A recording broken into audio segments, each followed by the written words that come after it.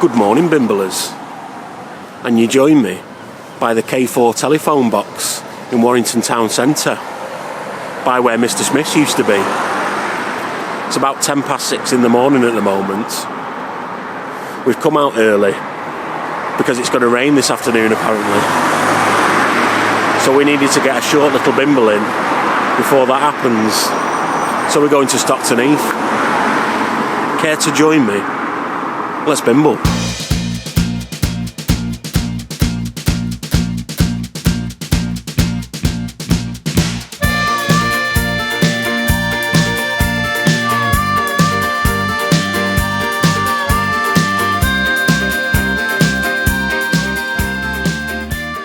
I've often wondered what this patch of land was on Knutsford Road. I've rode past it quite a few times. There's a car rental place on one side and a car sales place on the other. And the car sales place used to be a vet's. We used to take our dog there.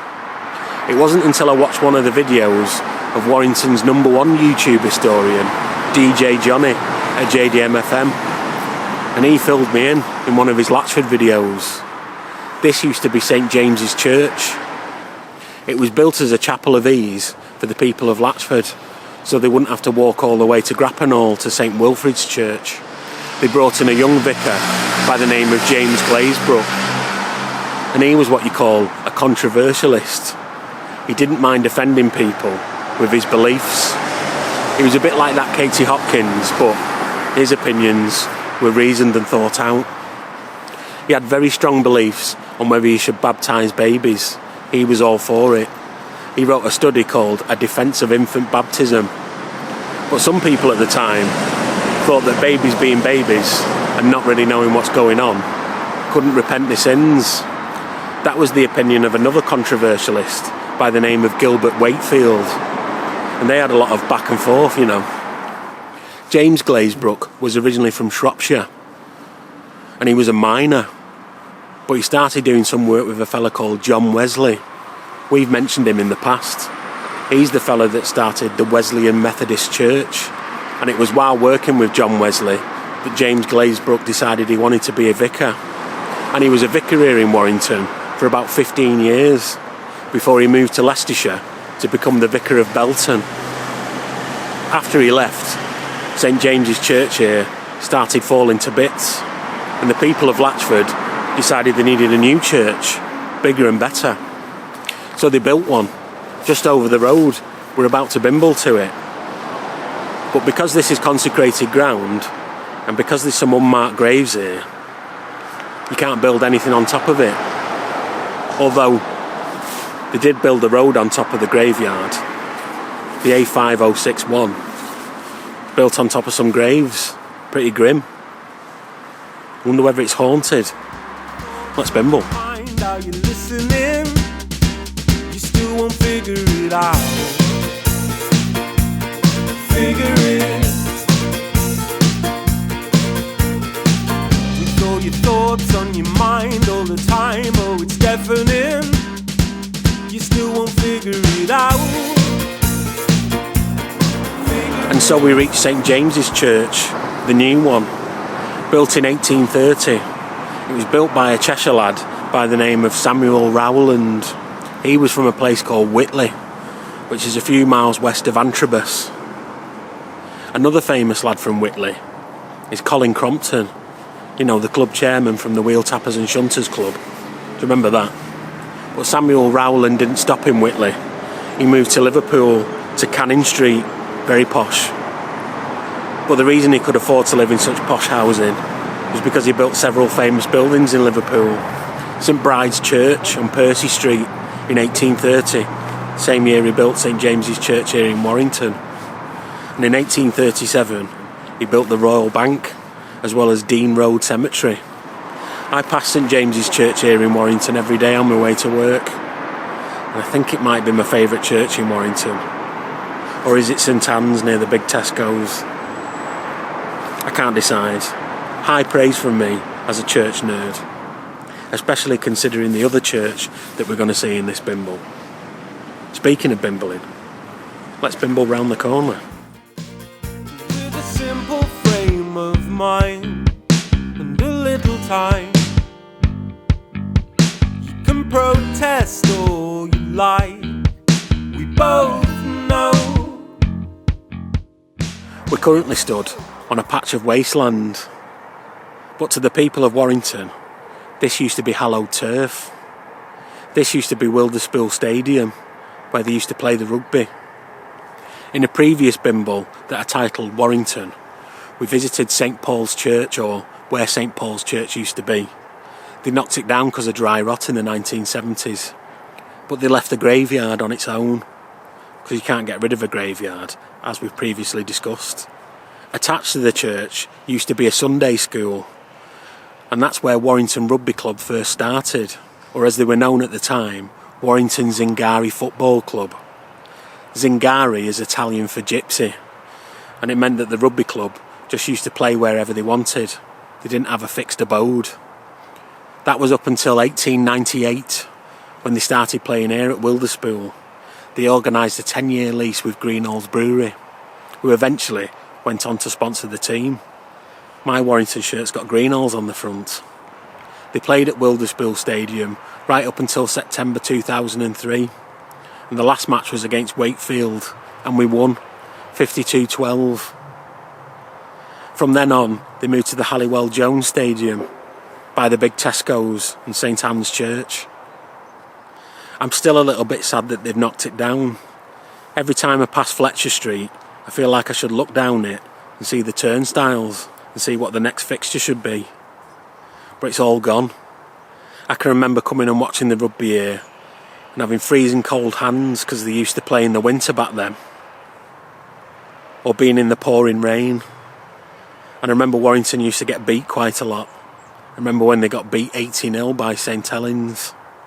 The people I feel most sorry for are the people who used to own the chippy. It used to be a licence to print money on match days. All gone in the blink of an eye. Let's Bimble. You can have just what you like, we both know. Things could be easy if you just try. You'd be better off this time. Have it your own way if you like. Things could be easy if you just try. I know you heard every word, every line, but you're missing it. Why won't you figure it out? Figure it.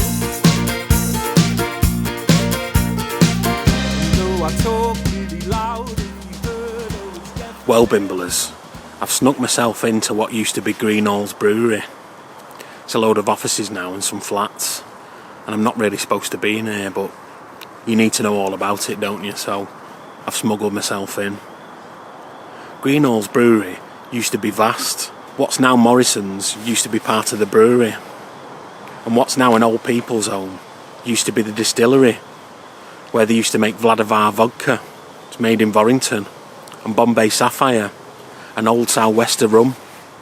The pub in the middle of those two locations is called the Saracen's Head, and that used to be a brewery of its own. It was called the Saracen's Head Brewery, but Greenalls bought it from them and then knocked it down and built a new pub to showcase all their beer and gin. I've told you about one of the brothers that used to run Greenalls Brewery before, Sir Gilbert Greenall. He was the MP for Warrington in 1847 and the High Sheriff of Cheshire in 1873. He inherited Greenalls Brewery from his father, Edward Greenall, and Edward Greenall inherited the brewery from his father, Thomas Greenall. A long lineage of posh lads with lots of money. So much money that they invested in the St Helens Canal and Railway Company, and they even had their own bank. Brewing the beer and distilling the gin was such a big operation that they actually had their own wharf on the Manchester Ship Canal to bring in all them juniper berries to make the gin, and all the hops to make the beer, and then pouring it all in bottles and barrels and sending it out all around the UK and the world. They owned hundreds of pubs around the northwest. They even owned a windmill in Parbold. We bimbled to it a few weeks back. But in 1991, they decided to change how they were operating the business and concentrate more on hotels and property. In 1999, they sold all those pubs to Scottish and Newcastle for £1.1 billion. They obviously didn't know the smoking ban was going to come in and everyone would stop going to the pub. In 2006, they stopped using the name Greenalls and became the De Vere Group, very posh. And they actually sold the name Greenalls for £7 million. That's why you still see Greenalls gin in some supermarkets. It's got nothing to do with them. It's just the name of the shop, you know what I mean? I'm not that much of a fan of gin anyway. I much prefer Guinness. But it's only about 10:30, so it's probably a bit early for them kind of capers. So I think we should bimble to Stockton Heath. You still won't figure it out. Figure it. With a simple frame of mind and a little time, you can protest all you like. We both know. Well, Bimblers, I think that's the last we're going to see of the blue skies, so time to zip up the cagoule to protect the Bimblism t-shirt. Links in the description. Anyway, speaking of Sir Gilbert Greenall, I know he had lots of money, but he wasn't tight with it. He liked to give a bit of it out back to the community. And that's what he did here in Stockton Heath. He paid for St Thomas's Church to be built. St Thomas's Church was built here in 1868 and it replaced a church that was built here 30 years before, in 1838. Two churches built in short order. It was quite fashionable at the time. For example, St Saviour's Church in Ringley near Bolton. They knocked down a church from 1625 to build a new church in 1826. And they got Sir Charles Barry to design that church, so it wasn't Tim Pot or anything. Sir Charles Barry's the fellow that designed the Houses of Parliament, lest we forget. But just 30 years later, they knocked down that church and built a new one, a bit further away from the road. Apparently the road noise was a problem back then. God knows what they think about it today. The fellow they got to design and build that church was my favourite, Edward Graham Paley. And Edward Graham Paley is who designed St Thomas's Church here in Stockton Heath. And Sir Gilbert Greenall paid him to do it. They were quite friendly. Edward Graham Paley had offices at Walton Hall, where Sir Gilbert Greenall lived. Sir Gilbert Greenall got Edward Graham Paley to build him St John's Church in Walton, so that his daughter could be married there. And he also paid him to tart up the church in Daresbury, All Saints Church, which is the birthplace of Lewis Carroll. When Lewis Carroll had grown up and wrote Alice in Wonderland and done all the things that he did, he went back and visited Sir Gilbert Greenall at Walton Hall. There's pictures of it and everything. Anyway, St Thomas's Church here in Stockton Heath should probably be my favourite in Warrington. Seems as Edward Graham Paley made it, but I do like St John's. And I do like St Anne's near the big Tesco's. I can't decide. Let's bimble.